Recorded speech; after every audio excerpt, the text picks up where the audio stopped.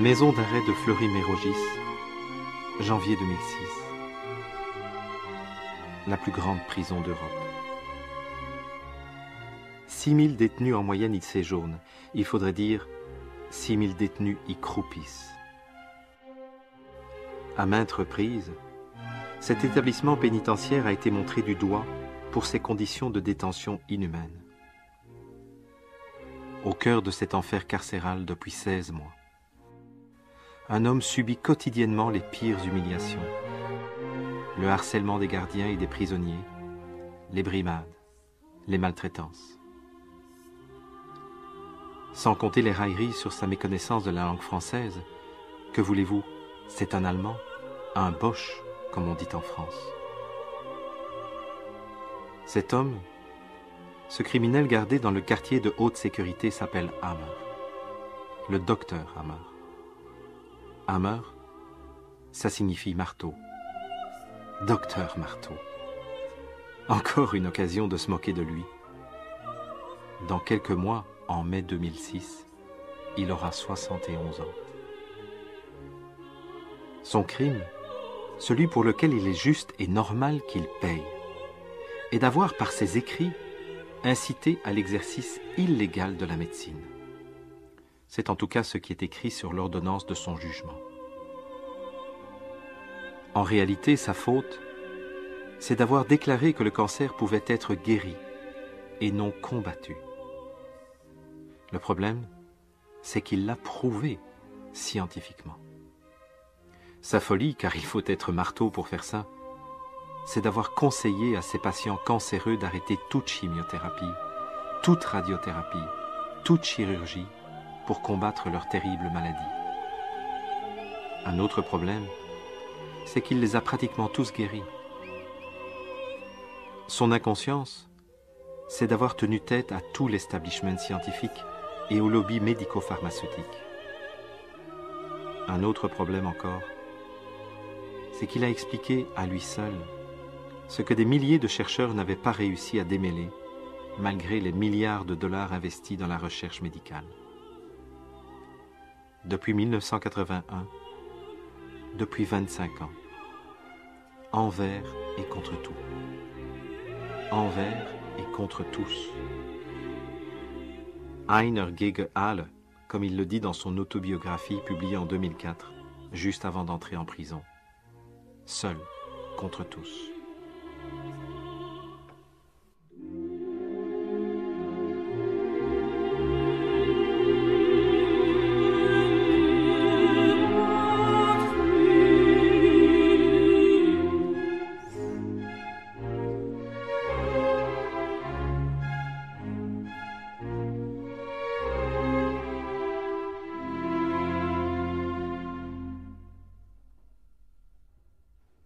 Seul contre tous, et pourtant.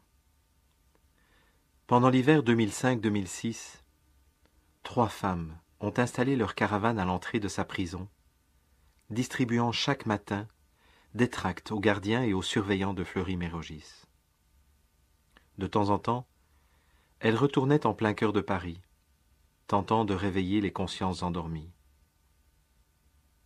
Mais comment le sort d'un dangereux charlatan pourrait-il intéresser le monde ? La justice a fait son travail, dégagé, il n'y a plus rien à voir. Seul contre tous, et pourtant.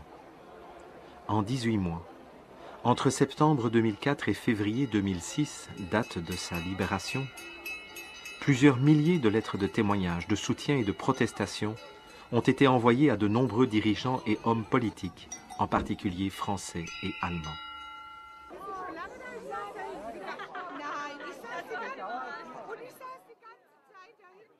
Seul contre tous, et pourtant.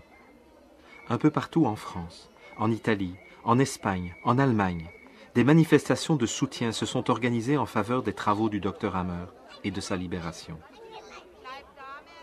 Comme ici, à Tübingen, une ville allemande de Haute-Bavière, située un peu au sud de Stuttgart.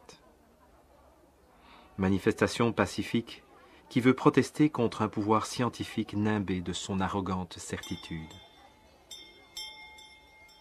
Manifestation bon enfant qui contraste avec l'extrême violence des faits qui perdurent depuis 25 ans en toute impunité. Ce jour-là, ils étaient venus de toute l'Allemagne, d'Autriche, de Suisse, d'Italie, de France, pour manifester aux portes de la faculté de médecine de l'université de Tübingen. Parmi les manifestants, des médecins, des homéopathes, des naturopathes, des psychothérapeutes, mais aussi beaucoup de patients qui se sont guéris naturellement de leur cancer grâce aux travaux du docteur Hammer. Ici et là, des pères et des mères de famille réclamant la liberté de choix thérapeutique pour eux et pour leurs enfants. Leur revendication, la reconnaissance officielle de la médecine nouvelle germanique, la théorie issue des travaux du docteur Hammer.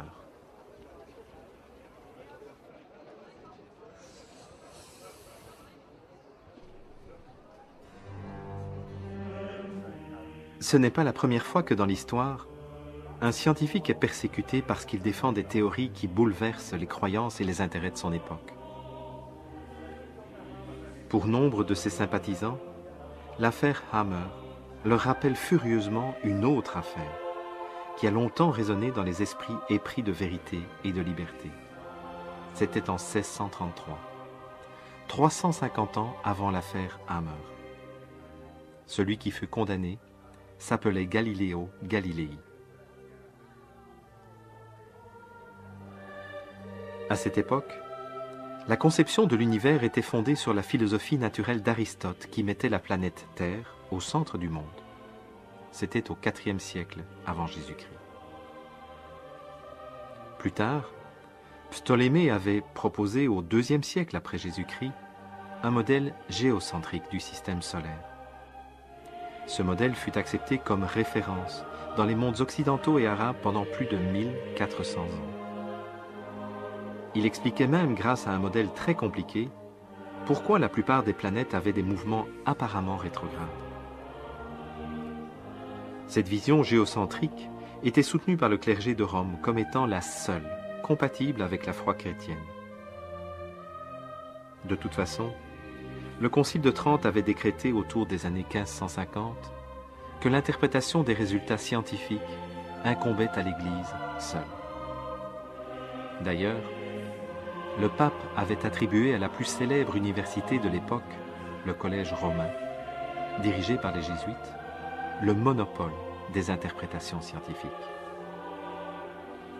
Pourtant, cette approche géocentrique collait de moins en moins à la réalité des observations qui se faisaient de plus en plus nombreuses. Parmi celles-ci, le mouvement des taches solaires, les phases de la Lune et de Vénus, l'observation des satellites de Jupiter, tout cela n'entrait plus en compatibilité avec la théorie du géocentrisme. À la même époque que le Concile de Trente, Copernic, à la fois chanoine, médecin et astronome polonais, avait proposé un modèle héliocentrique du système solaire. Ce modèle avait l'énorme avantage de simplifier de beaucoup les explications relatives au mouvement apparent des planètes.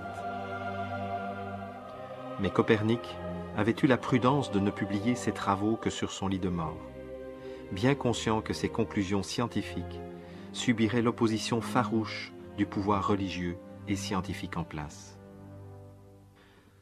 Rome ne s'y était pas trompé en acceptant seulement sa théorie comme hypothèse de travail et non comme vérité scientifiquement établie. 60 ans après, Kepler, un astronome allemand de la région de Stuttgart, étudia et confirma la théorie héliocentrique de Copernic. Pour lui, non seulement les planètes tournaient autour du Soleil, mais il calcula que leur trajectoire n'était pas circulaire, mais légèrement elliptique. Les lois de Kepler étaient tellement précises que plus tard, elles servirent de base aux théories de Newton sur la gravitation universelle, théorie toujours valable au XXIe siècle. Mais Kepler, lui aussi, eut la prudence de rester discret quant à ses découvertes. À la même époque que Kepler, un physicien et astronome italien du nom de Galilée jette les bases de la mécanique classique. Dans le même mouvement, il plonge corps et âme dans la défense opiniâtre des travaux de Copernic et de Kepler. C'est cette attitude qui lui fut fatale.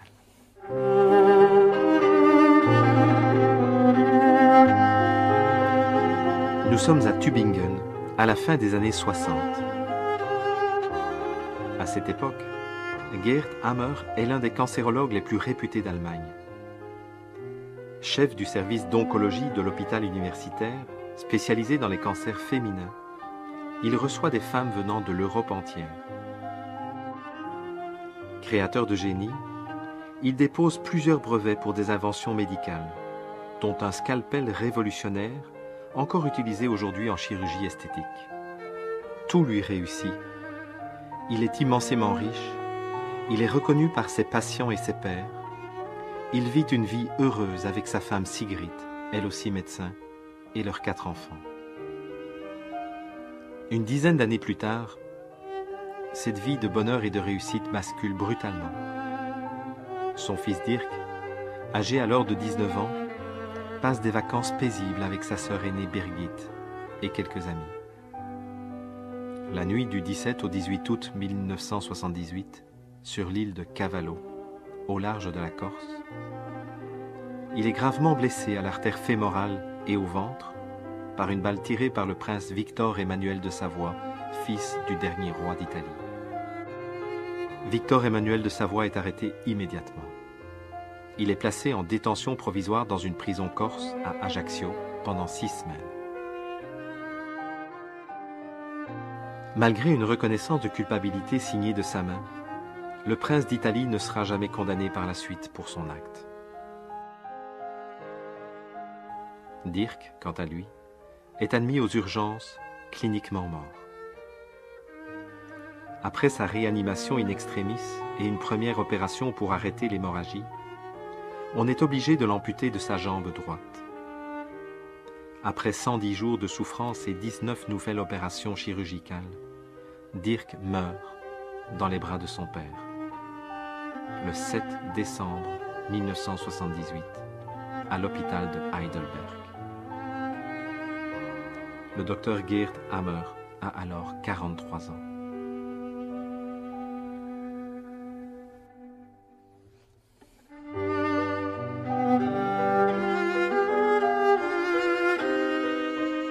Il décrira ce jour comme le plus sombre de sa vie. Sigrid est aussi effondrée que lui. Ils viennent de perdre ce qu'ils avaient de plus précieux, la chair de leur chair.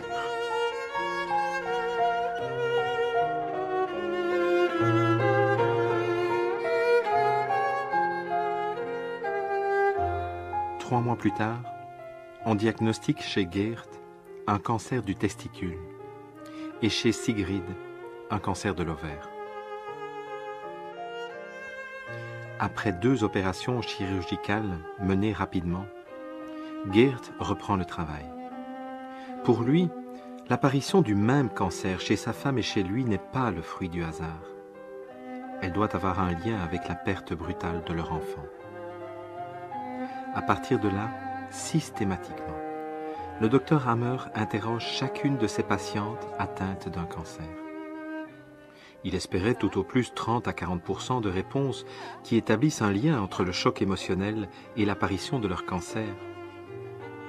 Quelle ne fut pas sa surprise lorsqu'il constate que toutes déclarent avoir subi, dans les semaines ou les mois qui précédaient, un choc brutal et intense qui les avait mises en état de blocage et de surstress. Entre 79 et 81, Hammer récolte ainsi les témoignages de 6500 cancéreux et malades. De ces témoignages et des analyses qu'il en fait, il tire des conclusions d'autant plus surprenantes qu'il les vérifie dans 100% des cas, ce qui n'a jamais été le cas en médecine avant lui. Première conclusion, le cancer d'un organe particulier résulte toujours du même type de choc émotionnel. Un même organe est donc toujours relié au même ressenti émotionnel, ce qui lui permet d'établir une cartographie précise de chaque cancer en rapport avec les chocs ressentis. C'est ainsi qu'il a observé, par exemple, qu'un cancer du sein gauche, chez une femme droitière, est toujours provoqué par ce qu'il appelle un conflit de nid, en relation avec un enfant, réel ou virtuel. Le cancer des testicules ou des ovaires est en relation avec un conflit de perte brutale. Quant au cancer des os, par exemple, il est toujours déclenché par un grave conflit de dévalorisation. Deuxième conclusion, il parvient à visualiser sur les scanners du cerveau la trace du surstress provoqué par le choc émotionnel. Il découvre ainsi qu'à chaque type de choc correspond toujours la même zone du cerveau qui est toujours en relation avec le même organe. C'est ce qu'il vérifie. Dans les mêmes exemples que tout à l'heure, le conflit de nid se manifeste comme un foyer dans le cervelet droit latéral, le conflit de perte dans la partie occipitale du cerveau, tandis que le cancer des os dans la moelle du cerveau. Ainsi, l'examen précis et minutieux d'un scanner du cerveau permet au docteur Hammer de déterminer avec certitude quel organe est touché par un cancer. Troisième conclusion, ces corrélations en triade entre le choc psychique, la zone cérébrale et l'organe touché prouvent non seulement que la maladie ne se déclenche pas par hasard, mais que son développement est entièrement commandé par le cerveau. Partant de là, Hammer teste avec ses patients volontaires une nouvelle approche thérapeutique. Son raisonnement est le suivant. Si un choc brutal engendre un ressenti émotionnel traumatique, et si ce ressenti déclenche dans le cerveau la mise en route d'un programme biologique qu'on appelle une maladie, alors, si on résout la situation qui est à l'origine du choc, et ou si on résout le traumatisme émotionnel qui lui est relié, le cerveau devrait, en toute logique, commander et contrôler la régression de cette même maladie. C'est ce qu'il observe, de façon presque systématique. Il devient témoin ainsi de la dissolution, de la nécrose ou de la désagrégation naturelle des tumeurs cancéreuses en quelques semaines, sans chimiothérapie, sans radiothérapie et sans chirurgie. Au vu de ces nombreux résultats positifs en matière de guérison, Geert Hammer écrit dans l'urgence une thèse de post-doctorat qu'il dépose à la faculté de médecine de l'université de Tübingen en octobre 1981. Son but est d'obtenir la qualification de professeur d'université et de faire reconnaître officiellement sa médecine nouvelle, afin que celle-ci soit enseignée dans toutes les facultés de médecine d'Allemagne et du monde. Son but est également de fournir ces résultats à l'université pour qu'ils puissent être testés le plus rapidement possible au bénéfice de tous les patients. Dans sa thèse, le docteur Hammer énonce les 4 premières lois biologiques d'une théorie qui en comptera 5 au total, et qu'il baptise à l'époque la médecine nouvelle. Sa première loi établit les liens redondants et permanents qui existent entre le ressenti psychique lié à un choc, la zone cérébrale où un foyer est observable et l'organe touché correspondant. Cette loi dont nous venons de parler il y a quelques instants est baptisée par Hammer la loi d'airain du cancer, parce qu'il la considère comme aussi solide qu'une loi de la physique. Une loi qui lui vaudrait à elle seule un prix Nobel de médecine. Sa deuxième loi décrit comment chaque niveau de la triade psychisme, cerveau, organe évolue naturellement selon 2 phases bien distinctes. La première phase, appelée la sympathicotonie, est celle pendant laquelle l'individu est encore en surstress. C'est pendant cette première phase qu'un foyer de Hammer apparaît dans le cerveau et que la maladie s'installe dans l'organe. La deuxième phase commence quant à elle à la seconde même où l'individu fait tomber son surstress, soit en résolvant concrètement la situation dramatique, soit en guérissant le traumatisme émotionnel qui lui est associé. C'est pendant cette phase, appelée la vagotonie, que le foyer de Hammer au cerveau se remplit de liquide glial et que les processus naturels de réparation se manifestent dans l'organe touché. Intrigué par le fait qu'un cancer de l'estomac ou du foie n'évolue pas du tout de la même manière qu'un cancer des os ou de la peau, Hammer comprend que ces différences dépendent exclusivement de l'origine embryologique de l'organe touché. C'est ce qu'il énonce dans sa troisième loi qui justifierait elle aussi un autre prix Nobel. Il classe à partir de là les cancers et les maladies selon que l'organe concerné est issu de l'endoderme, du mésoderme ancien, du mésoderme nouveau ou de l'ectoderme. Grâce à cela, ce qui semblait confus, compliqué et illogique dans ces manifestations physiologiques devient d'un seul coup d'une simplicité lumineuse et cohérente. Dans sa quatrième loi, le docteur Hammer démontre que lors de la phase de réparation, celle qu'il appelle la phase de vagotonie, le cerveau utilise spécifiquement les microbes présents dans le corps pour aider l'organe touché à revenir à l'état normal. De plus, il découvre que le choix du microbe impliqué ne se fait pas aléatoirement. Pour les organes issus de l'endoderme, comme l'estomac, le foie, l'intestin, les glandes mammaires ou les poumons par exemple, le cerveau fait appel aux champignons, aux mycobactéries et aux bacilles. Leur mission ? Désagréger, déconstruire, dissoudre les tumeurs pour permettre leur évacuation naturelle. Par contre, pour les organes issus de l'ectoderme, comme les os, les gonades, les artères ou la peau, ce sont les virus ou certaines bactéries qui sont mobilisées pour réparer, reconstruire, reconstituer les tissus endommagés. Ainsi donc, avec cette simple loi, les fondements de la virologie et de l'immunologie s'effondrent pour faire place à une vision nouvelle où les champignons, les bactéries et les virus agissent sous le contrôle complet du cerveau pour aider le corps à se rééquilibrer. La cinquième loi, il l'énonce quelques années plus tard. Il la baptise la loi de la quintessence, car c'est elle qui donne le sens profond de ces manifestations de la vie que l'on nomme les maladies. Selon cette loi, de loin la plus audacieuse de toutes, la maladie est un programme bien fondé de la nature qui apporte une réponse en urgence à une situation où la survie biologique est en jeu. Autrement dit, d'après le docteur Hammer, dans un organe déterminé, une cellule cancéreuse remplit exactement la même fonction qu'une cellule normale, mais de façon super performante. Une fois le danger écarté, l'organisme n'a plus besoin de ce mode de fonctionnement en sur-régime. Le cerveau met fin à la première phase du programme et bascule alors dans la deuxième phase, celle du retour à la normale, où la tumeur devenue inutile se désagrège, se nécrose ou s'enkyste naturellement, selon des processus prévisibles et observables.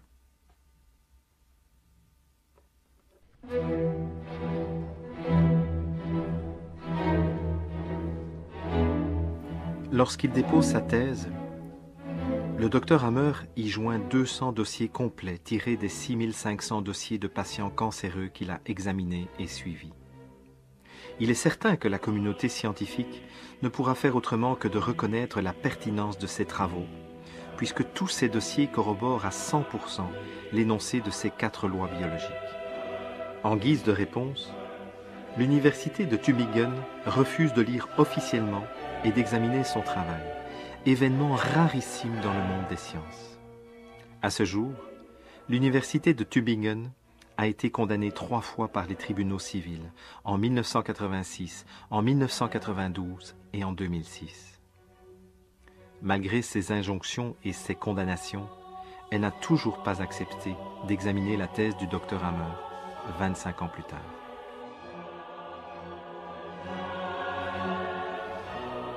Pourtant, en 1992, à la demande d'un avocat de Hammer, l'ordre des médecins est contraint de vérifier le taux de survie des 6500 patients soignés par Hammer avec sa méthode originale.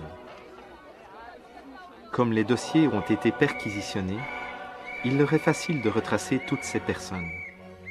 Le résultat est ahurissant. 92% des patients soignés par Hammer étaient encore en vie plus de 5 ans après le diagnostic du cancer. Le taux officiel de la médecine d'école atteint à peine les 30% de survie après 5 ans.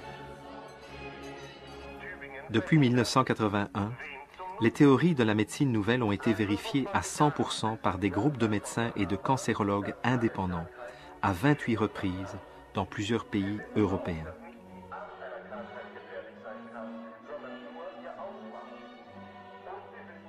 En décembre 1988, par exemple, à Vienne, en Autriche, le pape de la cancérologie autrichienne, le professeur Birkmayer, réunit 3 autres médecins autour du docteur Hammer et vérifie la loi des reins du cancer dans 100% des cas sur 7 patients inconnus du père de la médecine nouvelle. En mai 1990, à Namur, en Belgique, une quarantaine de médecins et de praticiens de santé vérifient la véracité de la médecine nouvelle sur l'ensemble des patients présentés à Hammer.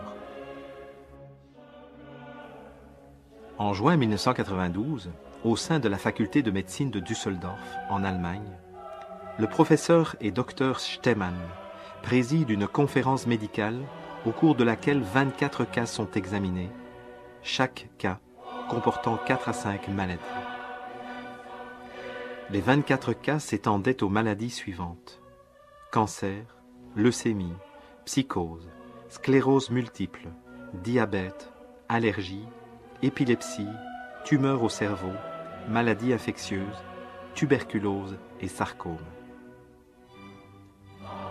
Au travers de cette centaine de maladies, les lois de la médecine nouvelle ont été vérifiées dans 100% des cas.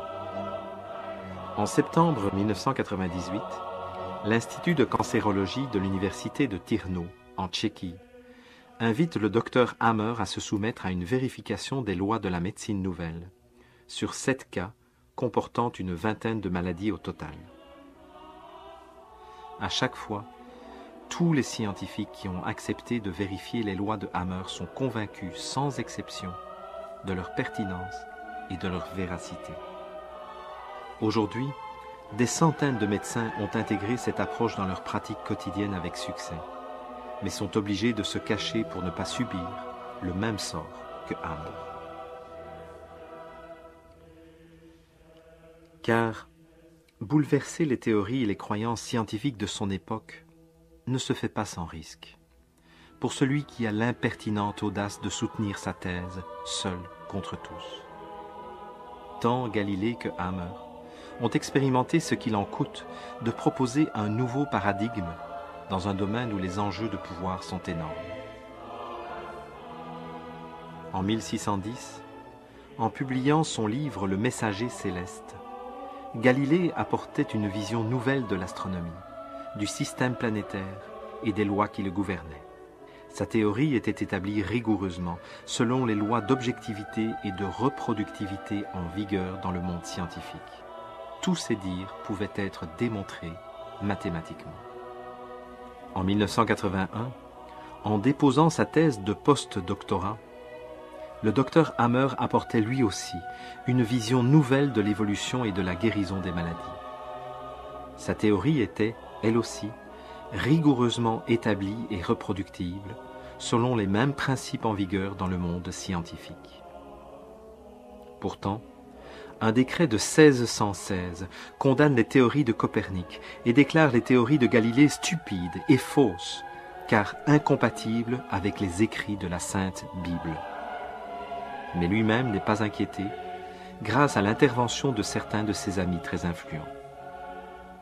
Directement après le dépôt de sa thèse en 1981, Hammer est mis à la porte du service d'oncologie de l'hôpital universitaire de Munich, dont il est le chef. Mais on lui permet de poursuivre ses recherches personnelles, de soigner ses patients en privé et d'intervenir dans les médias d'Allemagne, d'Autriche et de Suisse.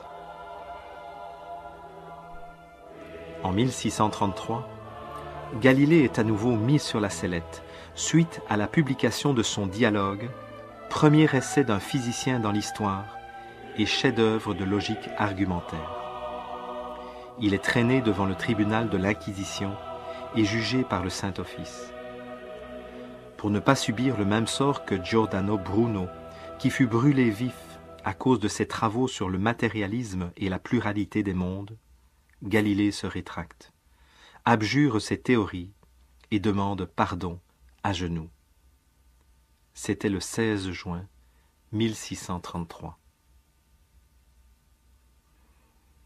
En 1986, devant son refus d'abjurer ses convictions scientifiques, le tribunal retire à Hammer son droit d'exercer la médecine, le considérant comme dangereux et fou. Entre 1986 et 1996, Hammer échappe de justesse à 4 tentatives d'internement psychiatrique. Entre mai 1997 et mai 1998, il est emprisonné à la prison de Cologne pour avoir fourni des renseignements à 3 malades alors qu'il n'a plus de licence de médecin. De septembre 2004 à février 2006, il est emprisonné à Fleury-Mérogis pour avoir incité à l'exercice illégal de la médecine. À différentes reprises, l'ordre des médecins et les tribunaux civils ont supplié le docteur Hammer de renoncer à ses théories. Celui-ci n'a jamais accepté de mettre un genou à terre, contrairement à Galilée. Et il a tout perdu. Sa carrière, sa réputation, sa richesse, son droit d'exercer la médecine, et même la vie de sa femme, décédée d'un infarctus en 1985. L'Inquisition n'est pas morte. Elle n'a fait que changer de forme et de visage.